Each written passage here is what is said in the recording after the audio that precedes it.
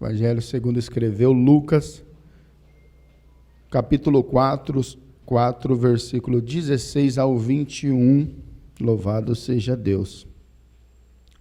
Glória ao Senhor pela a vida que Ele nos dá e por tudo aquilo que Ele nos fez. Meus queridos, amém? Todo mundo encontrou aí? Versículo 16 a seguir. Indo para Nazaré, onde fora criada, entrou num sábado na sinagoga, segundo o costume, e levantou-se para ler. Então lhe deram o livro do profeta Isaías. E abrindo o livro, achou o lugar onde estava escrito: O Espírito do Senhor está sobre mim, pelo que me ungiu, para evangelizar os pobres, enviou-me para proclamar libertação aos cativos e restauração das vistas aos cegos, para pôr em liberdade os oprimidos, e apregoar o ano aceitável do Senhor. Tendo fechado o livro, devolveu-o ao assistente e sentou-se. E todos na sinagoga tinham os olhos fitos nele. Então passou Jesus a lhe dizer-lhes: Hoje se cumpriu a escritura que acabais de ouvir. Bem, louvado seja Deus.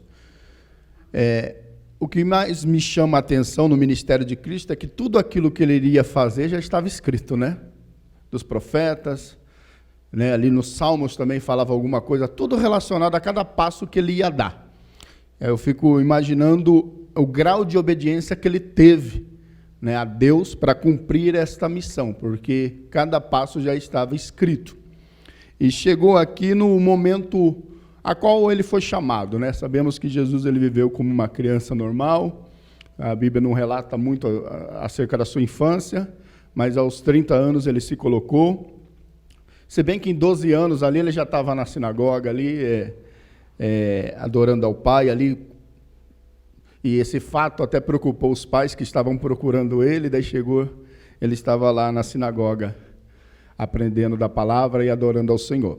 Então, seu ministério se iniciou aos 30 anos, e como de costume, como na época, né, a liturgia de culto era você ir na sinagoga, só ler, né, não tinha aquele acrescento que hoje a gente tem através da palavra, era só ler alguns textos da Torá, dos livros poéticos, ali, ler e acabou. E Jesus ele foi no sábado em Nazaré, numa sinagoga, como de costume, e ele pegou o livro falando acerca dele, né, que é Isaías 61. 61 fala sobre essa iniciação do chamado dele, qual que era o objetivo principal, o alcance que ele iria ter. E ali ele começou a ler, e no final, o interessante é que ele falou: hoje se cumpre, porque eu sou o Messias escolhido de Deus para iniciar esse trabalho e fazer aquilo que o Senhor me ordenou, alcançando o pecador. E interessante, meus queridos, quando eu estava meditando nesse texto, é que, primeiro, o Espírito do Senhor estava sobre ele, né? Era o chamado de Deus na vida dele, o Espírito do Senhor estava sobre ele para ele fazer esse trabalho. Quando a gente, no campo missionário, a gente tem que estar munido de Deus, a gente tem que estar cheio de Deus.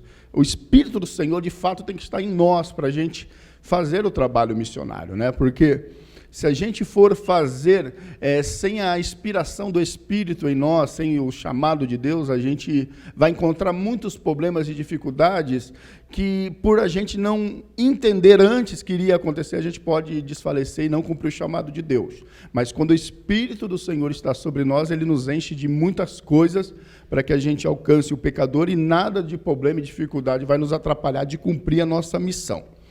E ele coloca uma série de classes, né, de pessoas que ele iria alcançar, né, desde os pobres, né, dos cativos, ou presos por enfermidades, ou presos por opressões malignas, né, pessoas que realmente estavam presas, restauração de vista ao cego, ou seja, milagre, na área de milagre, de cura divina, também de liberdade para aqueles que estavam oprimidos, angustiados, né, com a alma vazia. Ele vai dizer lá em Mateus 11, 28, vinde a mim todos que estáis cansados e oprimidos, porque eu vos aliviarei, né? Também alcançou o coração das pessoas, porque talvez tinha pessoas que não tinham algum problema, né, de enfermidade, mas precisavam ser alcançados pelo amor, pelo sentido da vida, pelo sentido de salvação que Cristo tinha para dar. E eu analisando isso, eu comecei a entender que Jesus ele não fez esse ato, né, ato que estava escrito acerca dele, de uma maneira seca. Ele foi, por ser inspirado pelo Espírito estar nele, ele foi cheio também de sentimentos, porque você lidar com pessoas, você tem que ter alguns sentimentos de Deus dentro de você, né? Porque você vai encontrar diversas pessoas, o jeito, né, maneira de pensar, personalidades diferentes, e como também Jesus encontrou ali pessoas indagando, né, religiosos que estavam tentando atrapalhar ali o chamado do mestre.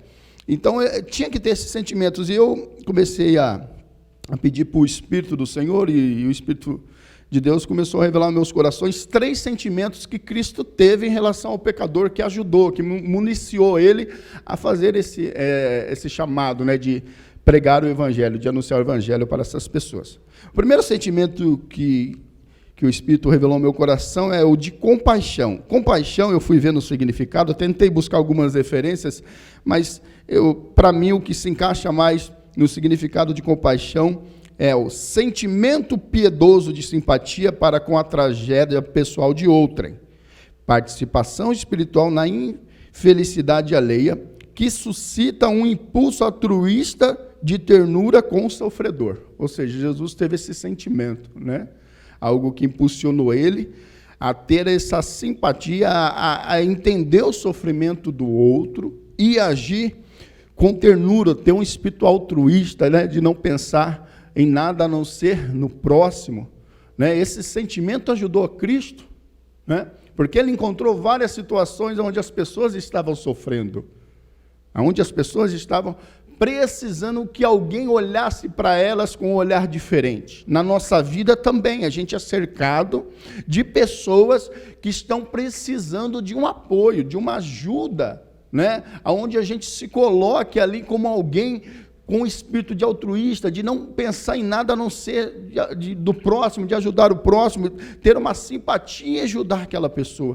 A gente, na nossa vida, é cercado por pessoas assim, que talvez não demonstram em suas palavras, mas estão sofrendo, e o Espírito do Senhor estando em nós, a gente vai ajudar pessoas assim. Deus pode colocar na sua vida, no seu caminho, pessoas assim, e é necessário você ter esse sentimento de compaixão. Assim como Cristo teve, né, que ajudou, que ali inspirou ele a entrar de fato no sofrimento alheio e tentar resolver o problema, uma participação espiritual na infelicidade alheia, né? Você ter um porquê de estar ajudando aquela pessoa, você entender que a sua ajuda vai ser importante. Hoje em dia a gente vive uma sociedade onde esses sentimentos a gente não encontra muito fácil. Hoje ninguém tem compaixão mais de ninguém.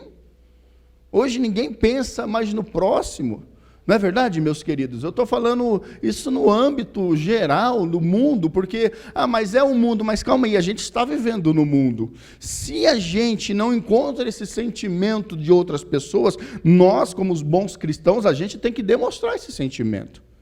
Mas ele não conhece Jesus, ele é de outra, né, religião, não importa. O importante é que nós somos diferentes, o Espírito do Senhor está sobre nós e nós devemos demonstrar compaixão.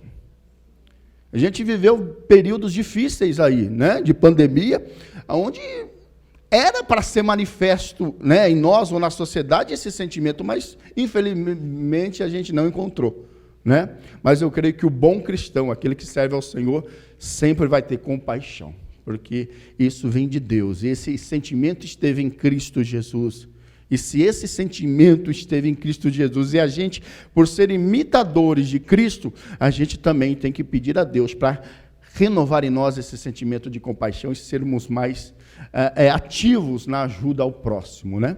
Então, Jesus teve esse sentimento, e a gente vai realmente encontrar textos bíblicos aí onde Jesus viu pessoas sofrendo e onde ele precisou ali, né, ter esse sentimento para com o próximo. Você vê que não foi algo seco, não foi algo, vou lá, vou falar do evangelho. Não, ele se envolveu mesmo com o pecador, né? Às vezes a gente fala, vou falar aqui, que nem a gente vê às vezes pregadores aí na praça, vou falar alto aqui, vou gritar alto. Não é assim. tem que ter um envolvimento, né? Tem que ter um envolvimento, não é só de boca para fora, tem que ter um envolvimento. A pessoa tem que ver em nós algo diferente, que faz com que ela entenda que há um sentimento de compaixão de Deus em nós, né? Porque se for ver bem, a gente, por viver nesse mundo, às vezes a gente não desenvolve muito esse sentimento. Outro sentimento que Cristo também teve, meus queridos, é o de se compadecer. O se compadecer. O compadecer, dentro dos significados que eu encontrei, significa assim: entender o sentimento de dor e sofrimento alheio, se colocando no lugar do que sofre. Esse é o se compadecer. E Jesus se compadeceu. Não é? A gente vai ver textos bíblicos aí, por exemplo, quando aquela mulher do fluxo de sangue, né, ali no ato de desespero, foi ali, tocou nas orlas do mestre, né? Ali, com medo, porque segundo a lei ali, ela sabia que nem podia tocar, ela saiu fora ali da rotina ali, mas por desespero, querendo alcançar o milagre, Jesus olhou para ela e se compadeceu. Olha, filha, vai-te em paz. Vai-te em paz, a tua fé te salvou. Né? Ele se compadeceu, se colocou no lugar, ele viu o sofrimento daquela pessoa e tentou imaginar que se fosse para ela. Ou seja, o ato de se compadecer é você ver o sofrimento da pessoa e tentar se colocar no lugar.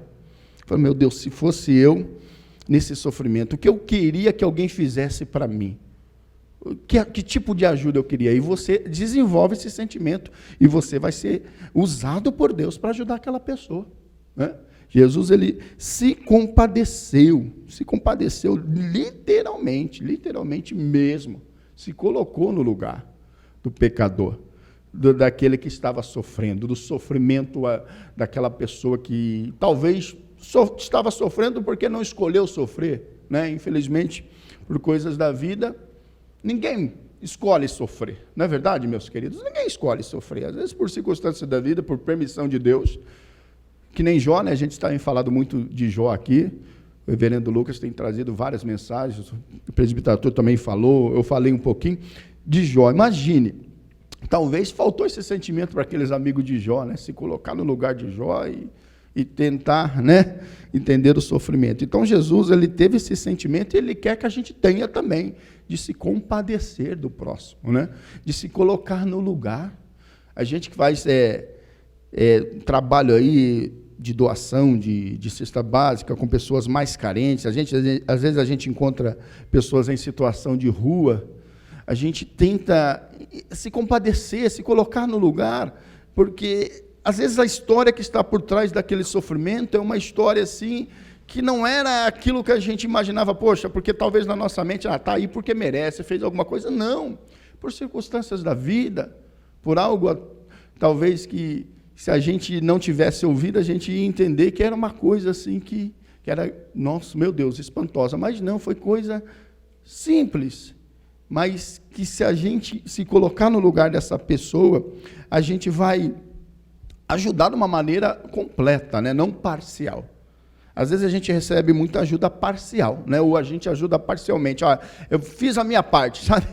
Eu fiz a minha parte. Não, a gente tem que se envolver mais, se compadecer. E às vezes a gente se compadece dessa situação, dessas pessoas, e tenta entender o porquê da situação daquela pessoa, e com certeza Deus nos usará de uma maneira completa para ajudar. Então o sentimento de se compadecer também houve em Cristo, né? Lembrando, meus queridos, que esse sentimento é relacionado ao próximo, às pessoas. Porque os sentimentos relacionados a Deus está lá em Filipenses, né? 2, do versículo 5, quando Paulo diz, né? Tem de vós o mesmo sentimento que houve em Cristo Jesus, que sendo em forma de Deus, não teve por usurpação ser igual a Deus, antes aniquilou-se a si mesmo, tomando forma de servo, estando em forma de servo, foi obediente até morte de cruz. Ou seja, sentimentos relacionados a Deus é obediência, humilhação, não é verdade? Agora, relacionado ao próximo, tem que ter esses sentimentos aí, de compaixão e se compadecer. E outro sentimento assim que eu encontrei, assim, que é o que eu mais vi no ministério de Cristo, é o de misericórdia, né? Misericórdia, o sentimento que teve em Cristo. Ato concreto significa ato concreto de perdão, indulgência, graça e clemência, né? várias situações aí, Jesus, ele exerceu esse sentimento de misericórdia porque ele perdoava. Ele tinha esse sentimento de perdão. E esse sentimento de misericórdia, eu acho ele tão profundo, porque é você como se aniquilar uma sentença, sabe? Quando você age com o sentimento de misericórdia, você está dando a liberdade para aquela pessoa recomeçar. Porque o sentimento de misericórdia é o sentimento de perdão e também que anula aquela condenação. Por exemplo, você vai ver quando Jesus perdoava pecado. Ele tinha esse poder, porque ele tinha esse sentimento de misericórdia e as pessoas se sentiam livres para recomeçar novamente. Por exemplo, na nossa vida, às vezes a pessoa fez algo de errado e sabe que vai ter consequência naquele sentimento, naqueles atos que fizeram com a gente, né, de errado. Mas quando a gente libera o perdão, você está aliviando aquela pessoa de consequências e fazendo com que aquela pessoa ela comece novamente. Esse é o sentimento de misericórdia. Jesus, ele anulou a nossa sentença, né, de morte, né? Todo escrito de dívida estava sobre nós, mas Jesus aniquilou lá na cruz através do sentimento de misericórdia, de perdão. É necessário a gente perdoar mais, é necessário a gente ter mais misericórdia no nosso coração, né, meus queridos? Encontramos situações aí que também precisamos exercer esse sentimento, assim como Cristo fez por nós, anulando toda e qualquer condenação àquela pessoa que nos feriu ou nos fez mal. E esse sentimento, ele é maravilhoso, relacionado à nossa salvação também, né? Que a gente possa entender que a gente tem que ser misericordioso. Jesus, ele falou, bem-aventurados os misericordiosos, porque alcançarão misericórdia, né, meus queridos? É algo que eu dou primeiro para receber, interessante, né? Jesus está falando claramente, primeiro você dá misericórdia, você seja misericordioso, para depois você vai receber a misericórdia. Né, meus queridos? Vamos se colocar de pé. Eu trouxe uma explanação aqui um pouco rápida, porque minha esposa depois parece que vai falar algo aí, no vídeo. Eu gostaria que você fechasse os seus olhos, colocasse a mão no coração. Como eu disse, meus queridos, a gente está vivendo de situações difíceis, né? Momentos... Você vê essa guerra aí, é porque não tem esses sentimentos, né? Porque não tem esses sentimentos dentro do coração de quem faz guerra. Não tem. Compaixão, o se compadecer, misericórdia, não tem. Vamos esperar isso de quem não serve a Deus? Sim, porque às vezes pessoas, mesmo que não servem a Deus, têm esses sentimentos, mas não vamos se basear nesse sentido para a gente ter, que nós venhamos fazer a diferença, amém? Que os cristãos que aqui estão no Alto da Lapa, que nos assistem, venham exercer tais sentimentos, porque é tudo relacionado ao próximo. É relacionado ao próximo. Para a gente conviver bem. Uma igreja cheia de mágoas, ressentimentos, intrigas, contendas, dissensões, é tudo porque falta tais sentimentos. Mas eu creio que essa igreja aqui ela é sarada pelo Espírito do Senhor, porque tais sentimentos habitam no coração de cada um de vós. Amém?